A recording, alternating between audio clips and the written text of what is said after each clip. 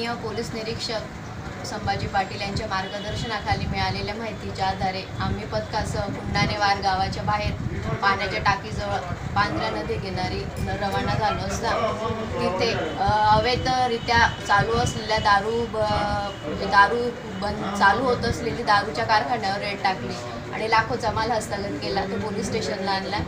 आमचे माननीय पोलीस अधीक्षक सोम चैतन्य साहेब, त्याच्यानंतर आमचे SDPO यांच्या मार्गदर्शनाखाली आम्ही कारवाई केलेली आहे. पुढील कारवाई करत आहोत. 2 लोक संशयितांना ताब्यात घेतलेले. साधारण कितीचा माल? लाखोंचा माल आहे. आता चालली प्रोसिजर चालली आहे. आरोपी किती मॅडम? 2 संशयित ताब्यात घेतले.